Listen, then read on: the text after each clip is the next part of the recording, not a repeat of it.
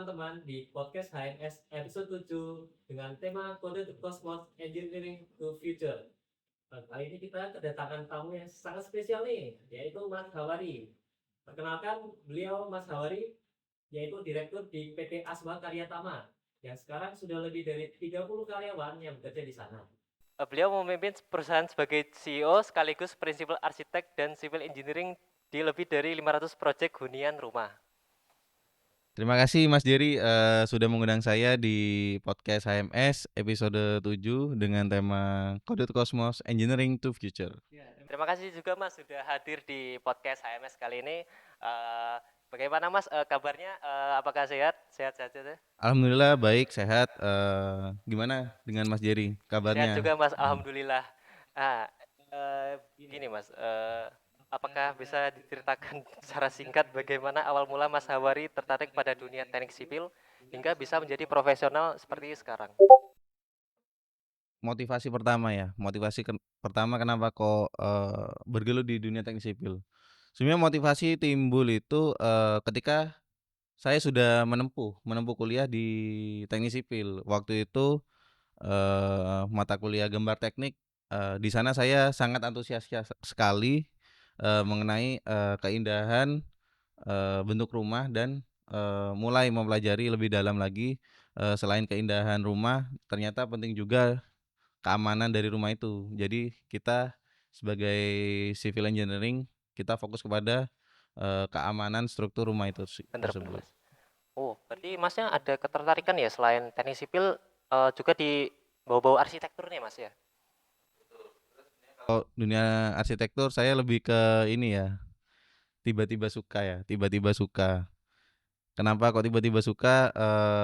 Karena ternyata dunia seni itu juga menarik, beragam dan macam-macam. Apalagi zaman sekarang temanya itu macam-macam. Apalagi sekarang ada AI juga dibantu, itu gambarnya sudah sangat-sangat futuristik. Bahkan dari buah dibentuk, dibelah, itu sudah menjadi inspirasi sebuah gedung seperti itu. Oh, jadi kayak bentuknya melengkung-melengkung gitu ya Mas ya? Ya itu yang saya lihat di internet kan sekarang kan macam-macam. Iya, iya. Wah itu elegan banget ya Mas. Seninya kelihatan banget itu. Oh berarti dari kecil apa Mas Hawari sudah ada minat ya ke teknik sipil itu ya Mas? Kalau minat dari kecil nggak ada, yaitu ketika saya sedang menempuh di sana, saya pernah mendapatkan saran, nasehat dari, eee, kurang tahu juga ya nasihatnya dari mana, yang intinya, sukailah apa yang sedang kamu kerjakan. Waktu itu saya sedang menempuh kuliah teknik sipil, saya berusaha untuk mencintai dunia teknik sipil tersebut. Oh, I see Mas. Wah, eh kan dulu Masnya itu ya SMA ya. Nah itu bagaimana ceritanya kok bisa masuk ke teknik sipil Mas? Kan biasanya Mhm, SMK tuh kan laris ya Mas, ada teknik mesin, teknik mhm. teknik bangunan, itu kan udah ada skill-skillnya tuh. Nah, itu kenapa ya Mas kok pilih teknik sipil? Kenapa kok milih teknik sipil? Waktu itu saya setelah lulus SMA, saya ingin kuliah di Jember saja. Waktu itu di Universitas Negeri Jember ada teknik macam-macam prodinya. Kebetulan yang saya tahu dan orang tua saya tahu, akreditas teknik sipil itu sudah A. Jadi Oh, itu rekomendasi dari guru BK saya, dari orang tua juga menyarankan ke teknik sipil seperti itu. Dari sana saya mendaftar ke teknik sipil UNED seperti itu. oh berarti Mas kan kalau SMA ke teknik sipil Mas kan nggak ada basic-basic sipilnya sama sekali Mas. Wah, itu berarti ada tantangan tertentu tertentu nggak sih pada saat awal kuliah itu? Kalau masa kuliah awal itu semester 1 kalau nggak salah mata kuliahnya itu masih sama sih kayak SMA. Cuman ada gambar teknik dan praktikum beton. Nah, pas praktikum beton di sana saya kaget. Ya sedikit kaget lah. Sedikit kaget di mana yang awalnya kita hanya kuliah peran praktikum di SMA itu kan hanya sebatas di lab aja kan. Iya, benar-benar. Mungkin paling ekstrim itu lab kimia lah seperti Iya, itu. iya. Kita hanya bermain bahan-bahan kimia. Namun di pas semester pertama praktikum beton kita sudah sampai di tahap disuruh ngaduk semen ya Iya, kan, benar-benar Mas. ngaduk semen dan itu kita mengerjakan dari pagi sampai sore ya. Itu sangat melelahkan sekali, itu pengalaman terberat di semester 1 lah bisa dibilang itu. Ya sih. Jadi apa masih asing ya Mas sama beton itu kan dulu apa harus ngangkut-ngangkut pasir gitu Mas. Habis apa apalagi nunggu betonnya itu ya. Nah, itu kan ada lama banget tuh ya. Tapi ada kejadian paling unik sih. Pas praktikum beton itu kalau nggak salah, kita itu ngelap menghanduki pasir bukan? Oh iya, mengeringkan pasir ya Mas. Kan pasir kamu nggak sampai ini apa? Mas Jerry dulu nggak sampai apa? Mengelap pasir, nggak sampai sana. Iya mengelap pasir juga dulu. Benar-benar. Ya, Iya, itu ya asing-asing itu ya Mas ya. ya, ya sangat asing banget. Semester keduanya Sebenarnya apakah masih ada tantangan tertentu gitu? Kan masih dulu kan di semester 2 muncul tuh kayak analisis struktur dan mungkin ada mata kuliah lainnya itu. Benar kalau tantangan berikutnya memang ketika kita sudah mendapatkan mata kuliah yang spesialisasi sesuai prodi. Di kita itu ada Anstruk ya. Iya ya. Pas mata kuliah Anstruk itu benar-benar kesulitan karena kita di sana menggabungkan dari matematika dan fisika seperti itu. Dan rumusnya juga sangat baru ya. Dan karena gabungan itu menjadi kesulitan tersendiri seperti itu. Berarti paling Anstruk ini paling susah ya Mas ya? Bisa jadi Anstruk Anstruk 2 sih karena masih ada Anstruk 2, masih ada teknik baja, ya itu yang masih lebih susah lagi. Terus untuk mata kuliah yang paling mudah nih apa Mas? Kalau saya paling muda sepertinya bahasa Indonesia ya. Iya. Semester sekian ada mata kuliah bahasa Indonesia, ada pendidikan agama juga. Ya nggak mungkin lah kita pendidikan agama eh, belum paham. Iya bener bener. Wah, luar biasa Mas. Lalu kan itu setelah lewati semester 1, 2, 3, 4, 5. Nah, itu kan semester terakhir nih kan ada tugas TA nih Mas, tugas TA sama KKN tuh, desain proyek. Nah, itu dulu Masnya TA-nya ngambil yang apa ya?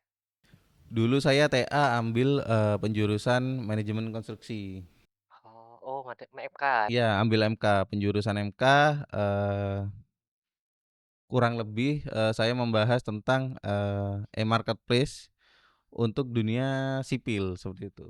Jadi toko bangunan, penyedia jasa konsultan, teknik sipil atau desain itu bisa mendaftarkan diri di website ini, lalu melisting produknya, lalu eh, s- masyarakat umum netizen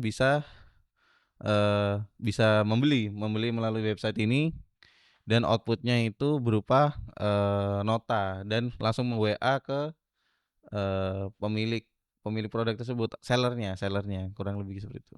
Oke Mas, ini kan pada saat jadi maba dulu nih ya. Dulu kan maba ada lomba tuh Mas, lomba kayak tender sama balsa itu kan diadakan oleh KIS kemarin gitu Mas. Nah itu Masnya ikut apa enggak ya? Atau ada lomba di luar itu Mas? Lomba ya. iya. Dulu saya anaknya suka ngegame jadi gak sempat ikut lomba. Tapi pas maba kita angkatanku waktu itu antusias banget ikut lomba balsa jembatan ya. Lomba balsa jembatan itu alhamdulillah dulu dibantu kakak kelasnya di komunitas KIS ya kalau nggak salah. Itu kita diajarin model mana yang unggul, lalu kita ada pengujian 1 sampai 3 kali sebelum ajang lomba dimulai kayak gitu. Kalau lomba tender aku baru tahu ya. Mungkin lomba beton itu ada dulu. Lomba beton eh kita mengatur apa bahan-bahannya yang unik. Ya supaya dapat kekuatannya tuh Mas ya. Kalau saya sendiri dulu ikut lomba ini ya game ya lebih ke e-sport Oh, UNED dulu. game apa Mas? UKM e-sport UNED. Dulu saya di game Dota 2. Dota. Oh, Ya cukup 2 kali juara lah di ajang di Jember. Mewakili UNED seperti itu. keren keren, luar biasa luar biasa. Eee, Hobinya selain game apa ada lagi Mas? Waktu itu sih masih ngegame ya. Kalau sekarang hobinya banyak. Sekarang lagi aktif ke olahraga. Oh, olahraga. Mungkin badminton ya. Dulu itu Iya, paling iya. sering anak-anak futsal sih, futsal sama badminton. Oh, itu Olahraganya futsal sama badminton. saat jadi mahasiswa itu, Mas. Iya, pas menjadi mahasiswa sampai sekarang juga main sih. Kok bisa, Mas? Kok bisa, kan dulu kan teknik sipil terkenal sibuk ya, Mas. Sibuk sama tugasnya gitu, Mas. Nah, karena sibuk itu kita stres. Nah, angkatannya saya waktu itu eh pereda stres ya apa healingnya Ah, ya. itu olahraganya Oh, itu futsal anak-anak kayak gitu, ah, beberapa futsal, beberapa badminton, kadang juga volley di asrama putri kalau nggak salah. oh, Iya, iya, iya, asrama iya, putri ada ya lapangan iya. volley. Rusunawa Putri. Nah Iya, iya. iya, Rusunawa, di sana kita main volley Oh, kayak gitu. keren, keren, Mas. Jadi apa, dari selain teknik sipil bisa mengimbangi kesehatan gitu ya, Mas. Kayak hidup sehat gitu ya, Mas. Kalau gaya hidup sehat bukan ya, jadi Oh, kita olahraga belum tentu gaya hidupnya sehat. Bisa oh, jadi iya, iya. olahraganya teratur, tidurnya acak-acakan. Nah, itulah mahasiswa, pasti tidurnya nggak teratur. Yes. Oke, Mas, kan mengenai ini ya, Mas. Kan Masnya Direktur PT Aswa Karya Utama itu, Mas. Iya betul. Ya, saat ini kan Mas Hawari memimpin dua perusahaan konstruksi ini, yakni PT Aswa Karya Tama dan PT Jember Oma Sentosa nih, Mas. Sekaligus dan terlibat dalam ratusan proyek.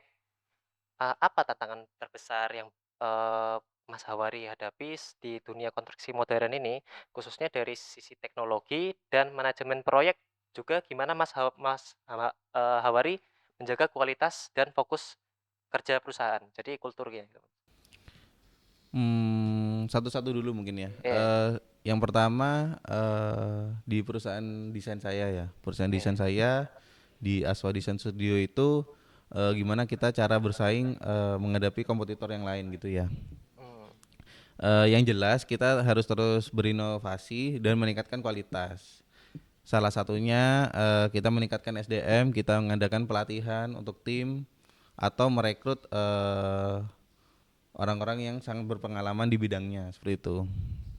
Untuk penjualannya itu sebenarnya paling kesulitan terbesar adalah ketika kita penjualan di mana nggak ada rumus pastinya untuk menjualkan suatu produk dengan pasti, itu nggak ada. Makanya itu benar-benar harus research and development sendiri yang pas dengan produk yang kita berikan. Kebetulan saya mengiklankan juga secara online. Jadi pesanan desain itu dari seluruh Indonesia, nggak cuma dari Jember aja gitu. Maka dari itu alhamdulillah sekarang kurang lebih kita mendapatkan orderan 50 desain per bulannya seperti itu. Un- mm. Untuk yang kontraktor memang dengan PT sendiri kita juga ada CV untuk beberapa pekerjaan kontraktor sesuai dengan izin usahanya seperti itu. Untuk di dunia kontraktor kebetulan biasanya klien desain kami itu sudah percaya dengan kita dalam eh, mengerjakan proyek tersebut. Namun juga kita paling banyak itu mengerjakan proyek sendiri, di mana saya juga membangun rumah lalu dijual atau dikontrakkan seperti itu, atau renov pribadi seseorang seperti itu. Itu yang paling banyak renov pribadi sih. berarti kultur apa, tadi kan kayak ada diadakan pelatihan, meningkatkan SDM ya, kan kebanyakan perusahaan itu cuman ngerekrut tapi kayak kebanyakan nggak dilatih gitu ya, Mas, ya? Itu banyak banyak nggak sih, Mas? Kultur perusahaan macam-macam ya. Kalau dari yang terburuk sama yang terbaik ya pasti ada. Kalau saya kebetulan kiblatnya apa ya? Role modelnya itu perusahaan Paragon ya, di mana kulturnya sangat nyaman untuk pekerjanya. Lalu juga di sana juga ada pelatihan bahkan untuk personal personal development gitu. Jadi di sana ada personal development, juga ada peningkatan development skill untuk perusahaan kayak gitu. Jadi eh, perusahaan yang baik itu adalah meningkatkan performa produksi, juga meningkatkan kesejahteraan eee, personal itu sendiri, karyawan itu sendiri, kayak gitu. Oke, terima kasih Mas. Penasaran nih Mas, dulu Masnya setelah kuliah nih, itu kegiatannya ngapain aja Mas? Dulu ya, setelah lulus itu saya lulus Januari 2022. Dulu saya termotivasi banget untuk melanjutkan S2, terutama S2 di luar negeri. Kebetulan juga teman saya keterima dulu di Rusia, itu teman dekat saya. Jadi saya sangat termotivasi untuk mendapatkan beasiswa ke luar negeri seperti itu. Jadi ketika lulus saya mulai mencari tuh informasi mengenai beasiswa untuk lanjut S2 kayak gitu. Setelah itu saya juga ambil course di Pare waktu itu, Kampung Inggris. Di sana saya belajar bahasa Inggris, lalu tes ini itu oke, ternyata saya masih belum mendapatkan beasiswa LPDP waktu itu. Oke, ketika saya udah memahami ternyata mendapatkan beasiswa LPDP itu sulit, dan saya akhirnya dimotivasi juga dengan keluarga ambil S2 di sini saja seperti itu. Akhirnya semester berikutnya saya memutuskan untuk ikut S2 di Teknik Sipil UNED. Lalu selama perjalanan ini saya ambil juga freelance untuk desain, dan juga beberapa pekerjaan waktu itu 1 sampai 3 bulan sebagai pengawas proyek seperti itu. Jadi apa sembari S2 nih, Hmm. Masnya membangun usaha ya tadi ya, PT Aswa Karya Tama tadi itu. Oh belum. Ketika 1 tahun berjalan kuliah itu baru saya memberanikan diri untuk mendirikan perusahaan ini gitu. Kenapa kok mulai mendirikan perusahaan? Karena saya sudah mulai ingin scale up gitu. Scale up, saya sudah menambah karyawan, orderan sudah cukup banyak, jadi saya udah nggak bisa menghandle sendiri. Di sana peran saya hanya menjadi prinsipal arsiteknya saja dan civil engineering gitu. Wah, perintisnya sembari S2 ya Mas, untuk usahanya. Nah, saya penasaran nih Mas, bagaimana sih awal mula Mas Hawari merintis PT Aswa Karya Tama tadi? Ya, sebelumnya itu enggak tiba-tiba saya mendirikan perusahaan baru usaha jalan ya. Tapi usahanya itu udah jalan dulu. Itu berawal dari saya sendiri awalnya. Saya sendiri ada rekan atau teman bapak saya itu meminta, misal kan saya udah dikenal nih sarjana teknik sipil gitu. Banyak yang minta orderan gitu, minta orderan gambar Dena gitu. Sesimpel gambar Dena aja gitu. Sesimpel gambar Dena, lalu lanjut gambar struktur gitu, gambar rangka atap gitu. Biasanya tukang kan hanya butuh gambar itu saja kan.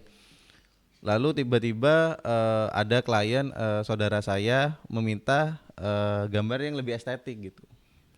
Nah, ketika saya mendapatkan klien saudara saya itu, eh, saya kesulitan nih.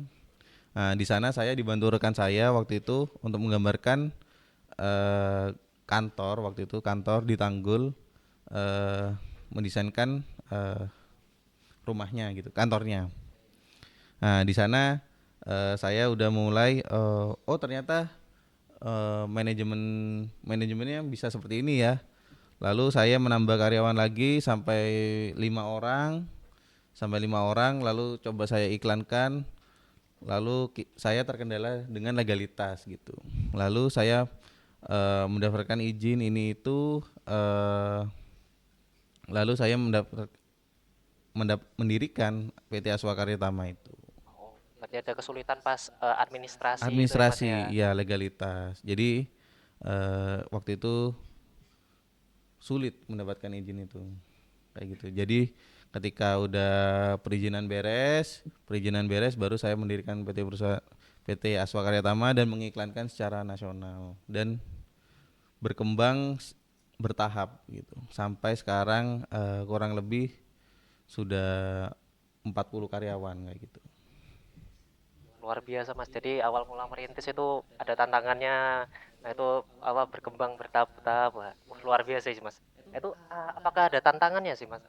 Seperti kan tadi kan sudah dibahas tuh tantangan terbesar saat di dunia konstruksi modern nih. Mm-mm. Sekarang dari sisi teknologinya nih Mas kan ada sekarang ada fitur HP Mas itu kan bisa jarak jauh kan Mas. Atau web gitu Mas, internet gitu Mas. Betul betul. Sekarang itu perkembangan teknologi sangat pesat ya. Di antaranya kita website waktu itu website kita berusaha untuk mendesain sendiri. Waktu itu karena TA S1 saya itu kan website. Saya coba tuh website sendiri.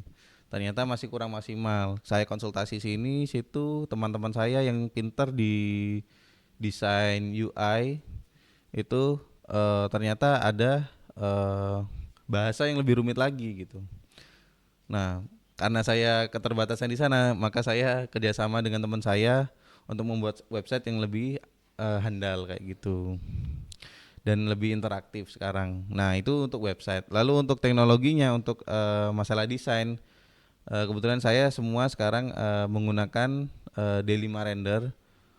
Itu aslinya gratis, cuma pro-nya itu masih masih ramah di kantong kita-kita yang masih UMKM kayak gitu. Jadi kita memakai D5 yang pro sekarang itu hasilnya sudah sangat maksimal kayak gitu.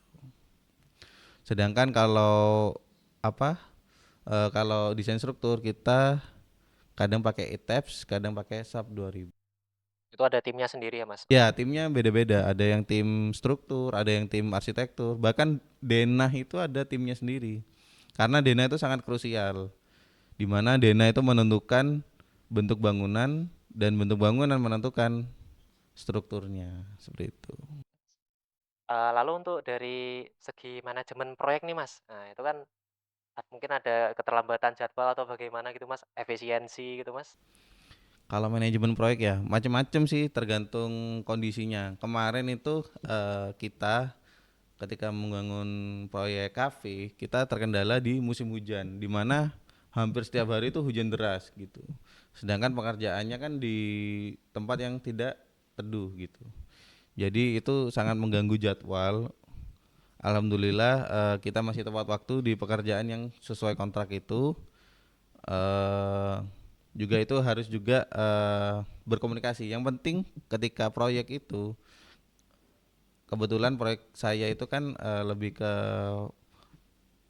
orang saja, bukan bisnis to bisnis. Jadi masih saling memaklumi keadaan kayak gitu, terutama cuaca yang sangat tidak bisa kita kendalikan kayak gitu.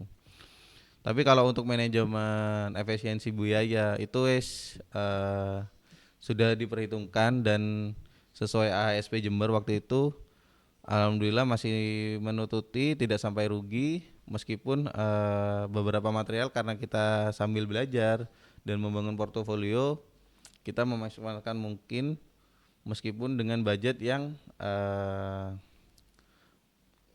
cukup lah kayak gitu. Betul. Dan keren Mas. Wah, berarti saat ini Mas Hawari juga masih terlibat dalam proyek-proyek ya Mas? Benar. Sekarang kita baru saja kita finishing proyek studio baru di Oh, Jalan Semeru sana. oh Semeru ya. Kok Semeru, sorry, Mastrip. Oh Mas Trip, oh iya. Pom Mastrip, di belakang Pom Mastrip itu ada proyek kita yang baru selesai dan sekarang on progress, kira-kira akan selesai 1 minggu di Jalan Subandi, Jalan Srikoyo, Srikoyo ini Subandi belok kanan ya, Hmm, kayak gitu. perannya Mas Hawari dalam proyek itu kan selain memimpin tadi ya, itu Mm-mm. ngapain ya Mas? Saya sebagai pengawas di sana, pengawas dan pelaksana. Jadi saya mengawas hasil kerja tim saya, juga desainnya kan dari kita. Jadi kita harus menyesuaikan nih bila ada desain-desain yang tidak sesuai gitu.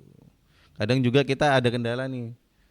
Ternyata dengan desain seperti ini barangnya tidak ada. Nah, itu benar-benar hal baru yang kami pelajari. Ternyata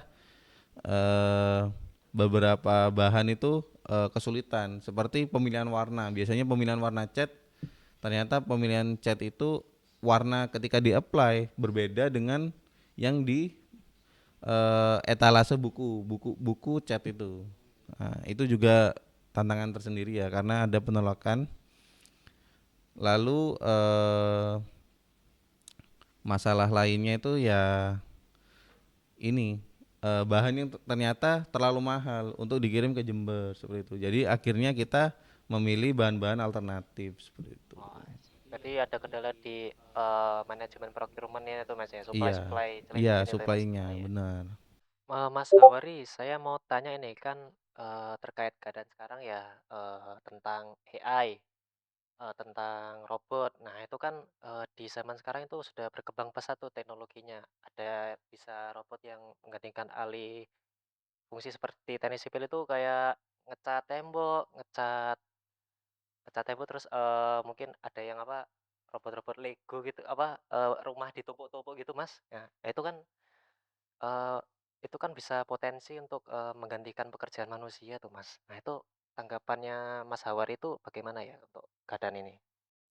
Zaman sekarang ya, zaman sekarang udah sangat canggih dibandingkan setengah abad yang lalu gitu. Zaman sekarang udah bahkan dari proses desain kita itu sudah ada AI yang dari cuma prompt, cuma dari kata-kata itu udah bisa mewujudkan sebuah gambar yang kita inginkan. Hanya saja kadang meleset gitu. Nah, meleset pun kita masih bisa membenarkan sampai tujuan kita. Nah, untuk robot mungkin sekarang terakhir yang saya tahu sih selain robot yang bisa rolling depan sama lompat-lompat sama lari, itu sudah ada robot yang bisa ngecat ya, yang dari China itu robot bisa ngecat, bisa ngeramik, bahkan untuk selevel pertukangan itu sudah ada robotnya. Ya di sanalah peran kita. Peran kita harus mengembangkan diri. Mungkin teknik sipil nggak hanya mempelajari hal teknik sipil, bisa juga mempelajari komputasi kayak bahasa pemrograman kayak gitu. Mungkin nanti kita bukan cuma dari jadi mandor manusia-manusia saja, tapi bisa jadi kita yang nyuruh robotnya gitu. Mungkin sampai level kita menyuruh robot ya. Cuman kita nggak tahu mungkin 100 tahun lagi itu mandornya sudah robotnya sudah bisa beradaptasi dengan keadaan gitu. Tapi tetap saja pada level tertentu apa itu terjadi reset atau bagaimana level teknik sipil itu kan ilmu paling tua lah. Bisa dibilang ilmu paling tua di mana paling tua itu kita membangun piramid ya. Teknik sipil itu membangun piramid seperti itu. Itu pasti akan berguna dan semua orang pasti butuh rumah seperti itu.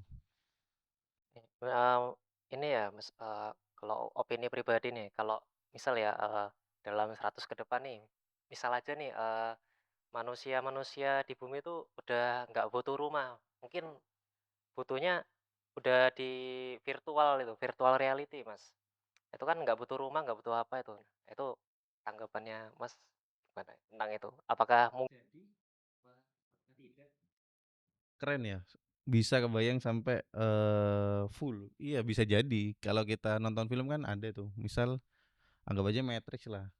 Matrix itu kan hidup di dunia virtual kayak gitu. Dan semua orang tertidur gitu. Jadi kita hidup dalam imajinasi kita masing-masing gitu. Ya itu mungkin saja terjadi. Nggak ada hal yang tidak mungkin. Semua hal yang belum terjadi itu belum tentu mustahil kayak gitu.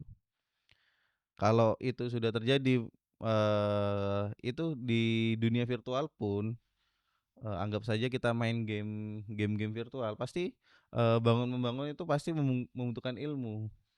Sesimpel bentuknya saja gitu.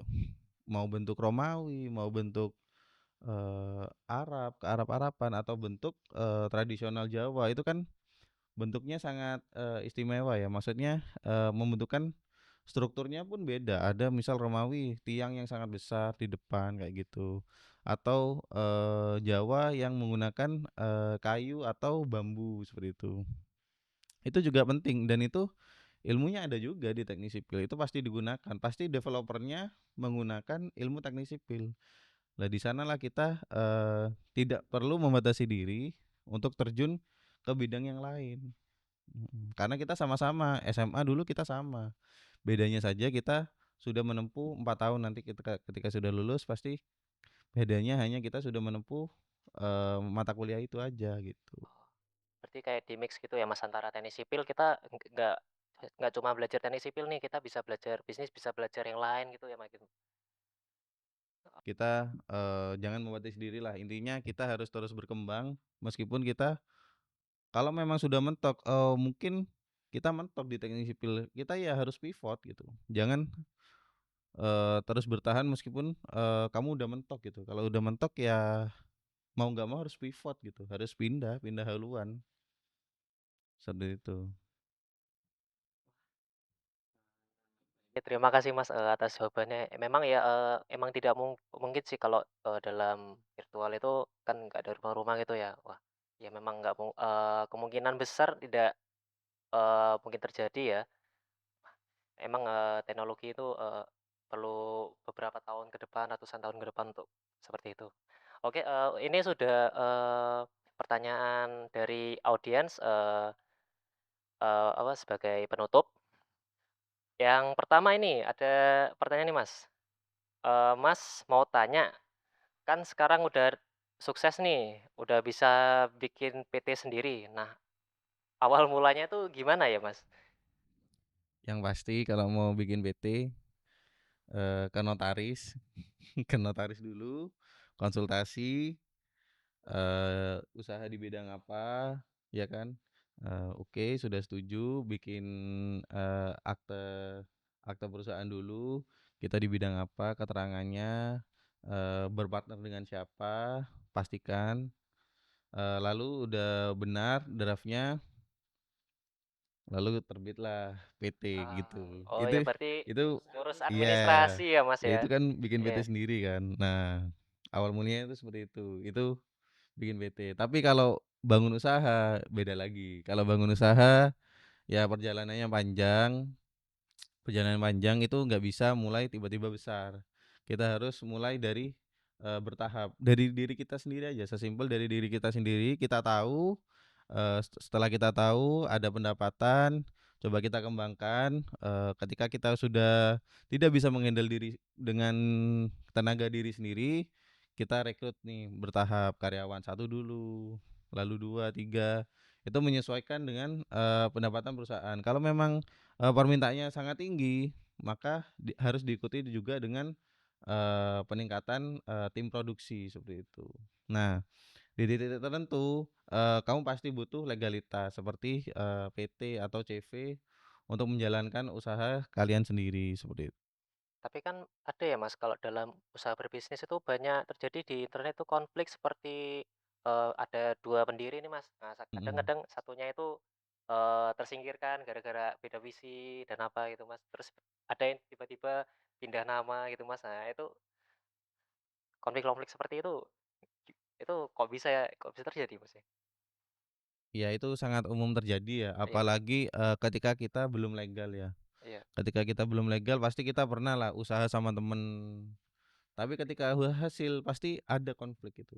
Konflik itu terjadi ketika ada salah satu yang merasa dirugikan, padahal Oh, tidak rugi. Bisa jadi tidak rugi, bisa jadi memang dirugikan.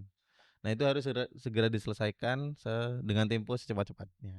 I see I see. Karena itu bisa jadi masalah itu akan mengganggu produktivitas kita dan juga, usaha-usaha kita gitu.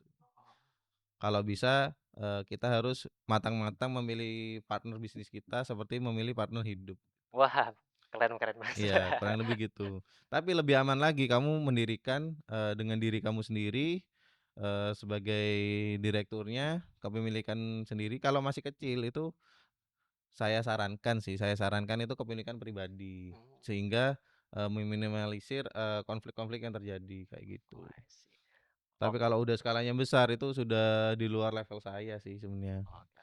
Kalau levelnya sudah, PT-PT yang terbuka yang sudah, di udah di pasar saham itu beda lagi caranya itu Oh, udah beda lagi, udah level di luar saya gitu. siap siap, Mas. Wah, terima kasih, Mas, jawabannya sangat menjawab ini, Mas, kayaknya. Ini Mhm. kayaknya mau membangun usaha itu sepertinya orangnya, Mas. Iya Oke. boleh boleh, boleh dikonsultasikan misal pengen bikin usaha. Tapi kalau kompetitor yang pasti, saya ini ya, saya batasi Iya, heeh. konsultasinya. Karena, ya tahu sendiri kalau kita sejurusan pasti, teman-teman kita adalah kompetitornya. Tapi Mmm, juga ada kalanya, teman-teman kita sebagai profesional, kita saling sharing ilmu kadang oh, gitu. iya. Selama kita tidak bersinggungan dan saling merugikan, kita sharing ilmu pasti. Siap siap, Mas. Oke oke. Oke lanjut, pertanyaan kedua nih, Mas, ini ada yang tanya nih, motivasi supaya bisa bertahan sampai sekarang? Karena dilihat di masa perkuliahan saja, udah sangat struggle banget nih. Mungkin gimana gitu, Iya, Mas? mungkin ini ya,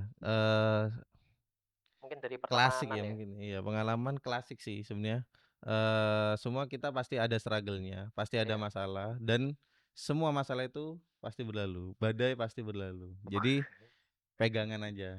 Oke oke oke. Nah, kalau nggak ada pegangan, cari pegangan. Cari teman lain, Mas. Ya bisa jadi bisa jadi kita cari temen ya, cari temen, ya sharing, jangan membebankan masalah itu sendiri. Kalau Oh, bisa, ketika kita sudah nggak sanggup, kita harus speak up ke lingkaran terdekat kita, entah itu keluarga atau teman. Itu kita harus ngomong, misal, Aku mentok ini matematika gak bisa, tolong ajari." Kayak gitu, sesimpel itu aja, ya monggo, ngomong aja. Kadang memang si A nggak peduli, cuma kalau kita ngobrol ke banyak orang pasti salah satu adalah yang peduli sama kita, iya iya. gitu. Tapi kalau masalahnya minjem uang beda beda cerita ya, itu masalah ya. Iya, Kalau itu masalah, masalah-masalah sih, Mas. janganlah.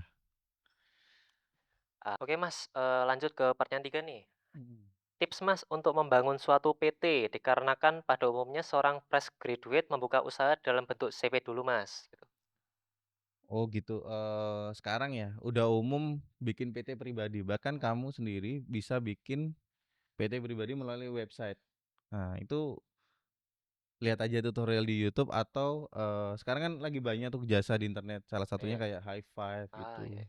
Itu juga melayani gitu, konsultasi saja bikin PT. Itu tergantung kebutuhannya, kadang kita butuh PT, kadang butuh CV.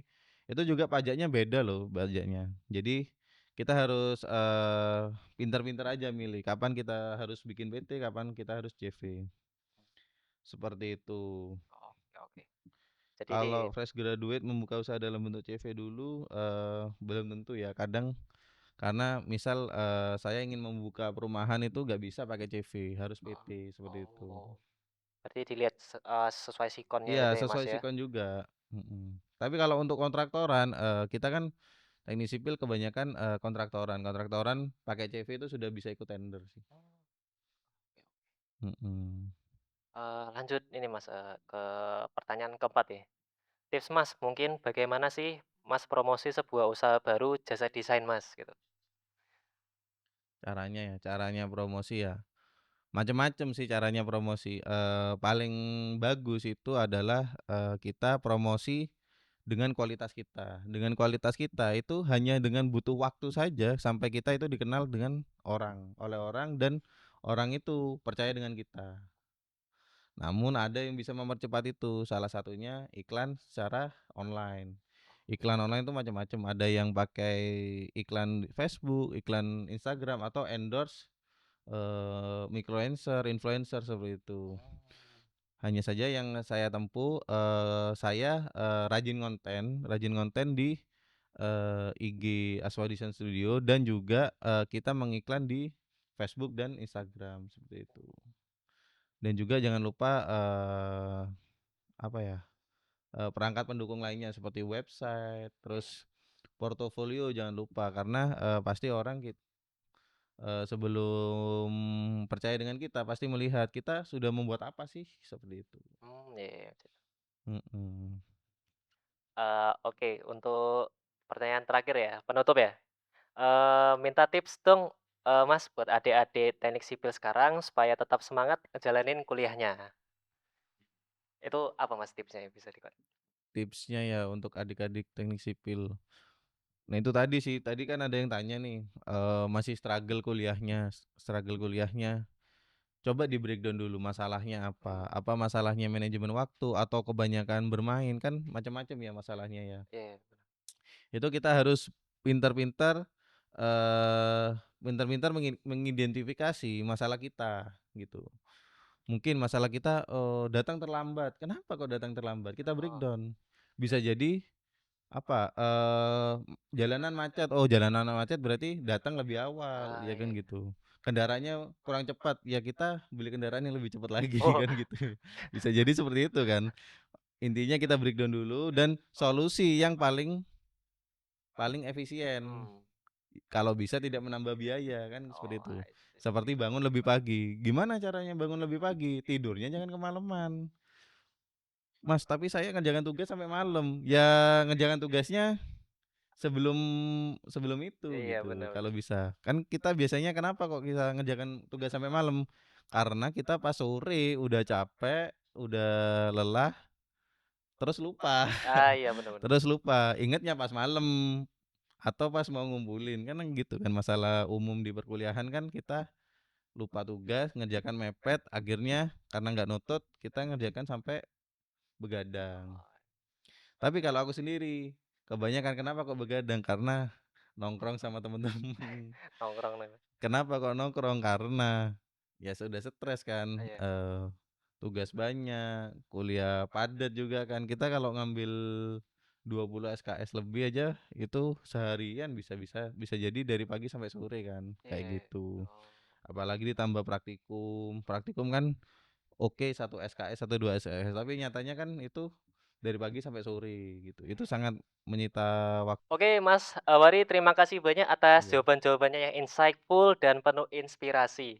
Dan teman-teman semua nggak kerasa ya kita sudah sampai di penghujung podcast HMS episode 7 ini dengan tema Kode to Cosmos Engineering to Future. Semoga obrolan hari ini bisa membuka wawasan dan memotivasi kita semua untuk terus berkembang, berkarya, dan berani melangkah menuju masa depan yang lebih cerah. Terima kasih juga buat audiens yang udah stay dari awal sampai ke akhir. Kalian keren banget.